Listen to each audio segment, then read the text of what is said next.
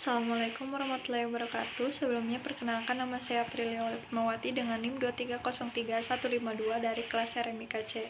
Baik, di sini saya akan membuat perkenalan kampus serta tugas Visual Basic. Stikes Panakukang Makassar merupakan perguruan tinggi swasta di bidang kesehatan yang berdiri sejak 1991 dengan nama awal Akademi Keperawatan atau Akper, hingga diubah menjadi Stikes Panakukang pada tahun 2026 di bawah naungan Persatuan Perawatan Nasional Indonesia atau PPNI. Melalui Yayasan Perawatan Sulawesi Selatan terletak strategis di Kecamatan Panakukang, Makassar, kampus ini menawarkan 5 program studi. Yang pertama, D3 Rekam Medis dan Informasi Kesehatan. Yang kedua, S1 Keperawatan. Yang ketiga, Profesi Nurse. Yang keempat, D3 Keperawatan serta S1 Administrasi Kesehatan. Dilengkapi dengan fasilitas modern untuk membentuk profesional kesehatan yang unggul.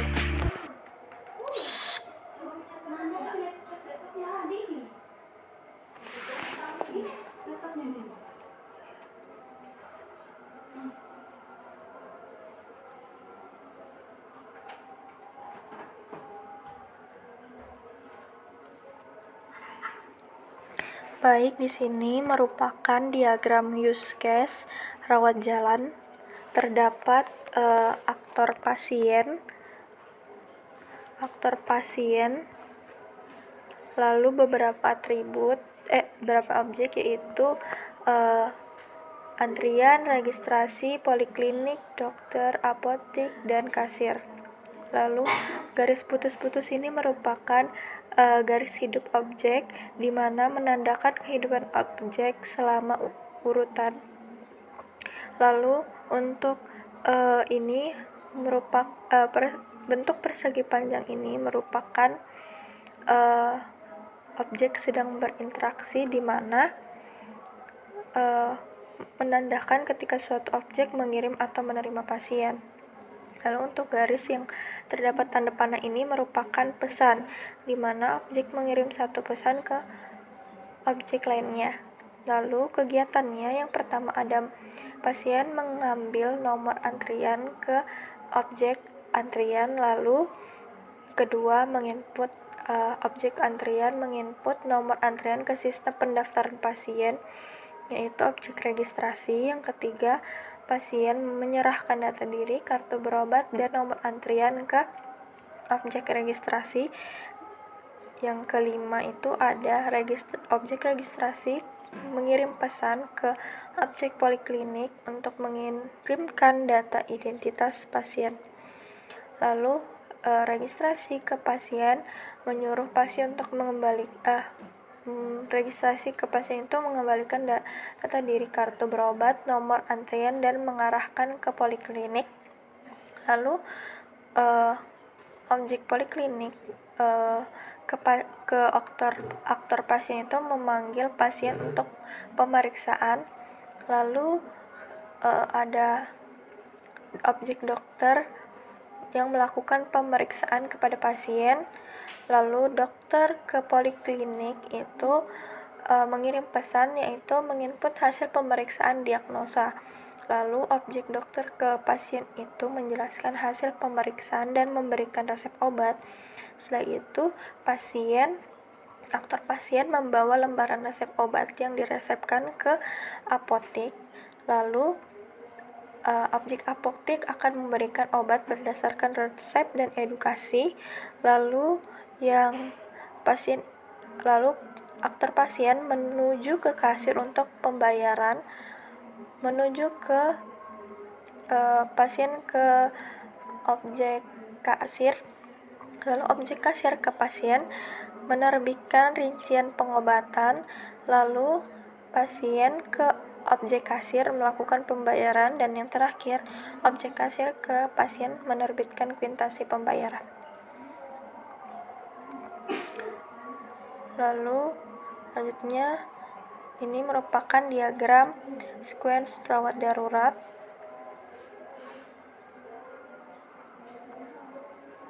Lalu terdapat juga diagram sequence rawat inap.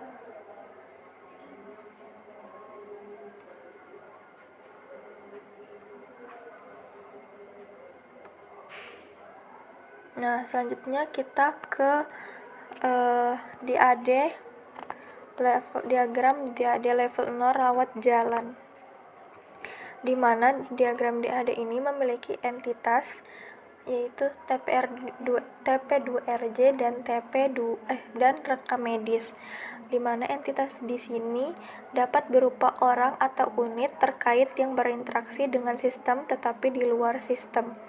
Lalu terdapat juga garis aliran data, di mana garis aliran data ini dengan arah khusus dari sumber ke tujuan, di mana berarti entitas datanya mengalir. Nah, TP2RJ ini memiliki data yaitu data registrasi pasien. Lalu untuk simbol bulat ini yaitu proses, di mana proses ini juga bisa berupa orang atau unit yang mempergunakan atau melakukan transformasi data. Jadi TP2RJ ini mengalirkan data untuk melakukan transformasi data. Nah, di rekam medis juga memiliki data yaitu data poliklinik, data obat, data dokter, data diagnosa, data perawat, dan data tindakan. Selanjutnya di bawahnya dari proses ini dialirkan lagi datanya. Terdapat data store, di mana data store ini merupakan penyimpanan data atau tempat data dilihat oleh proses. Jadi data store ini merupakan penyimpanan data dari pendataan. Jadi pendataan itu memiliki data store. Yang pertama ada data registrasi pasien, data poliklinik, data obat, data diagnosa, data tindakan, data dokter, dan data perawat. Lalu dialirkan lagi datanya ke proses pembayaran. Lalu dari proses pembayaran dialirkan lagi datanya ke data store kunjungan rawat jalan. Lalu dialirkan lagi datanya ke proses pelaporan. Nah, di proses pelaporan ini memiliki isi data, di mana datanya yaitu laporan registrasi pasien, laporan kunjungan rawat jalan, dan laporan pembiayaan. Lalu dialirkan lagi datanya ke entitas kepala rekam medis, di mana entitas ini yang hanya berinteraksi dengan sistem tapi di luar sistem.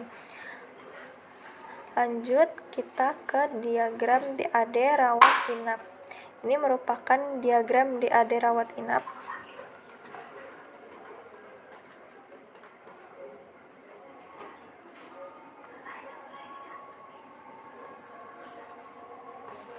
Selanjutnya diagram DAD gawat darurat.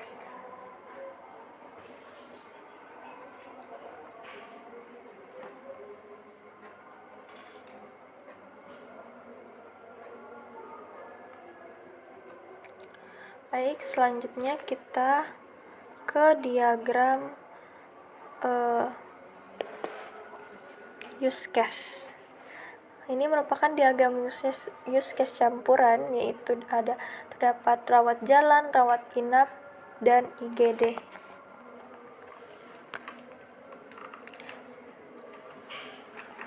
Ini merupakan diagramnya.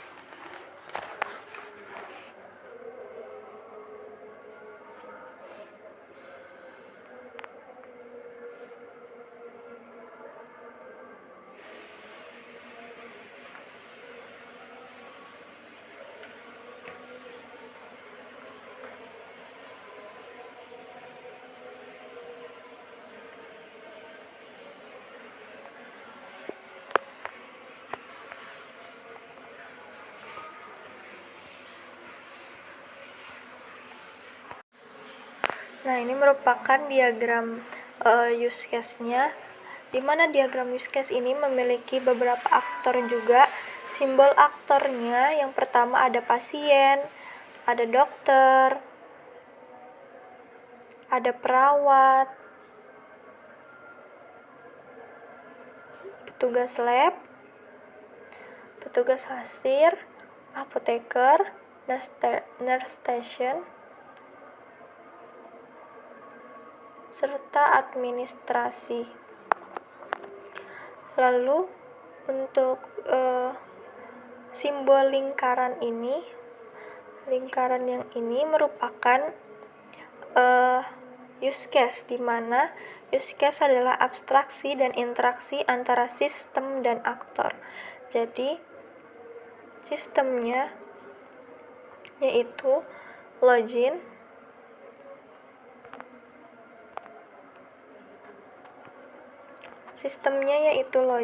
dan aktornya yaitu pasien. Selanjutnya terdapat garis putus-putus, di mana garis putus-putus ini merupakan, kita zoom dulu, di mana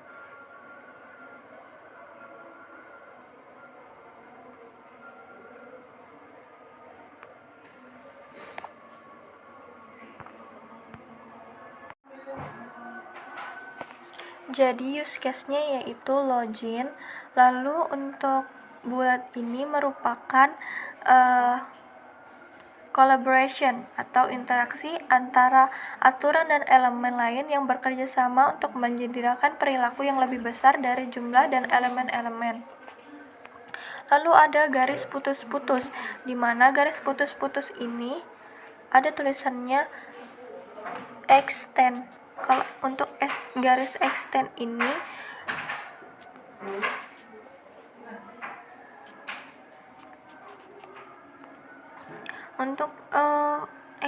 menunjukkan bahwa suatu use case merupakan tambahan fungsional dari use case lainnya jika suatu kondisi terpenuhi. Nah, sedangkan garis yang include ini yang warna ungu merupakan menunjukkan bahwa suatu use case seluruhnya merupakan fungsionalitas dari use case lainnya, atau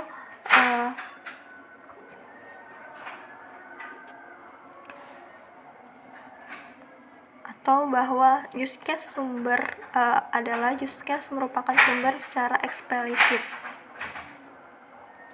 Lalu untuk garis yang warna ini merupakan alur dari pada use case tersebut.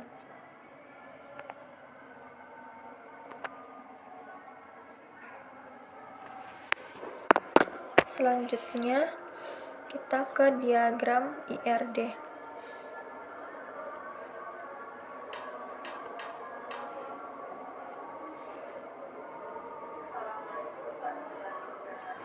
Nah, diagram IRD ini terdapat entitas pasien, di mana entitas pasien ini memiliki atribut nama pasien, hubungan pendidikan, nomor telepon, alamat, agama, nama PJ, status, tanggal lahir, jenis kelamin, nomor rekam medis, pekerjaan, nomor telepon. Lalu yaitu nanti datanya ditarik ke TP2RJ, di mana TP2RJ ini memiliki atribut nomor rekam medis, tanggal kunjungan, DPJP, poliklinik tujuan.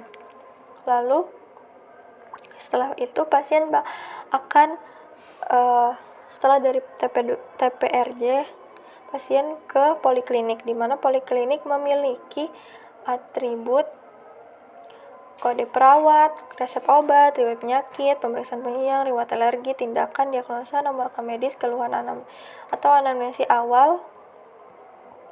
Lalu itu semua data di situ ditarik dari entitas ruangan, di mana di entitas ruangan memiliki atribut jenis ICU, nomor ruangan, biaya ruangan, kode ruangan, nama poliklinik, nama lab, kelas kamar, status kamar, dan kapasitas kamar. Lalu di entitas dokter terdapat atribut juga, yaitu kode kamar, nama dokter, biaya dokter, spesialis, jenis kelamin, nomor telepon. Lalu terdapat juga entitas diagnosa dengan atribut biaya diagnosa, nama diagnosa. Lalu tindakan memiliki atribut nama tindakan, nama alat, biaya tindakan, dan biaya alat. Lalu Yang terakhir ada entitas perawat, di mana entitas perawat ini memiliki atribut jenis kelamin, nama perawat, kode perawat, nomor telepon, dan asisten dokter. Setelah itu pasien ke apotek untuk mengambil obat, di mana di apotek ini memiliki atribut untuk kesediaan obat, nomor rekam medis, ketersediaan obat, harga obat, nama obat, dan aturan pakai. Setelah itu pasien ke billing untuk melakukan pembayaran, di mana di billing juga memiliki atribut nomor rekam medis, biaya ruangan, biaya asuhan keperawatan, biaya pembayaran, biaya tindakan, biaya alat, biaya administrasi, biaya laboratorium, nama petugas kasir, dan biaya dokter. Setelah itu ada juga pasien dari TPRI. Di TPRI memiliki atribut nomor rekam medis, DPJP, cara masuk, tanggal masuk, nomor ruangan, dan kelas kamar. Lalu dari TPRI direlasikan pasien ke pelayanan rawat inap, di mana di pelayanan rawat inap memiliki atribut, itu nomor rekam medis, kode perawat, keluhan, DPJP, diagnosa, tindakan, riwayat alergi, resep obat. Lalu datanya ditarik dari entitas ruangan, dokter, diagnosa, tindakan, dan perawat. Setelah itu pasien dari pelayanan rawat inap, yaitu pasien diantar ke kamar. Di kamar ini memiliki atribut nomor rekam medis, nama kamar, kelas kamar, tindakan, asuhan keperawatan, kapasitas kamar, status kamar, dan kode kamar. Jika pasien membaik, maka pasien disuruh pulang, lalu diarahkan ke billing, di mana di billing ini memiliki atribut sama seperti tadi. Tapi jika pasien meninggal, maka pasien ke kamar mayat, di mana kamar mayat ini memiliki atribut nomor rekam medis, tanggal kematian, kode ruangan, kelahiran mati, sebab kematian, dan mati roda paksa. Selain itu juga ada TP2RD, di mana TP2RD ini memiliki atribut kasus kejadian, tanggal masuk, IGD, cara masuk, kondisi pasien saat masuk, transportasi, dokter jaga, dan nomor rekam medis. Lalu di relasi pelayanan IGD ini memiliki atribut tindakan pro-hospital, resep obat, riwayat alergi, kode dokter, keluhan, kode perawat, tindakan IGD, diagnosa, tingkat keparahan pasien, riwayat penyakit, nomor rekam medis. Lalu di relasi laboratorium ini juga memiliki atribut, di mana atributnya itu tindakan, kode ruangan, kode perawat, jenis pemeriksaan, hasil pemeriksaan. Lalu jika hasil di laboratorium pasien parah atau harus dioperasi, maka pasien diarahkan ke ruang operasi, di mana di operasi ini juga memiliki atribut, yaitu jenis anestesi, tindakan, kode ruangan, tanggal waktu operasi, nomor rekam medis, kode dokter, dan kode perawat. Lalu setelah itu terdapat juga relasi ICU, di mana relasi ICU ini memiliki atribut nomor rekam medis, kode perawat, kode dokter, tindakan, kode ruangan, jenis pembayaran, tanggal waktu operasi. Setelah itu datanya juga ditarik dari entitas ruangan, dokter, diagnosa, tindakan, dan perawat. Lalu jika pasien diantar ke kamar, di mana di kamar itu memiliki atribut seperti tadi. Jika pasien membaik, maka pasien disuruh pulang, lalu diarahkan ke billing. Tapi jika pasien memburuk atau kondisinya sudah tidak bagus dan meninggal, pasien ditaruh di kamar mayat dengan atribut seperti tadi. Nah, itulah tadi diagram analisis kesehatan. Lanjut nanti ke from visual basicnya.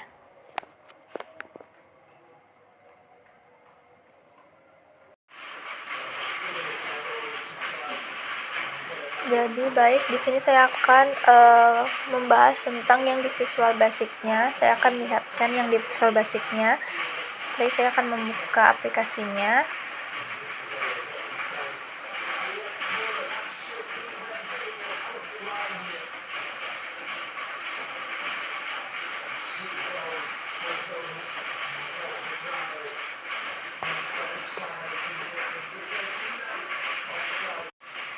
Nah baik, kita langsung saja.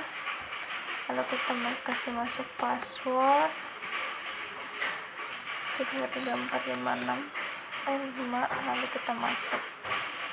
Nah di sini tuh ada entitas dan relasi. Di entitas itu ada diagnosa, dokter, pasien, tindakan, perawat, dan kamar. Kalau relasinya ada pendaftaran RJ, poliklinik, pendaftaran RI, pelayanan RI, pendaftaran IGD, pelayanan IGD, penunjang, apotik, dan billing.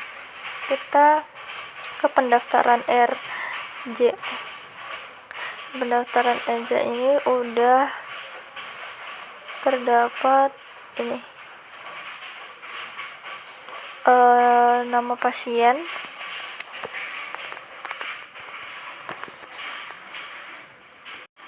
lalu saya ke from poliklinik. Nah kita kasih masuk nomor medisnya, sudah saya kasih masuk, lalu saya tampilkan.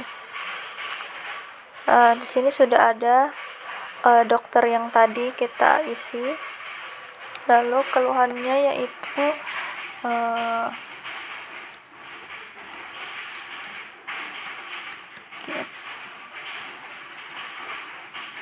sakit paru. Diagnosa utamanya adalah R10.31. lalu diagnosa sekundernya 10.9. lalu pemeriksaan penunjangnya ada USG, lalu tindakannya pelvis, lalu resep obat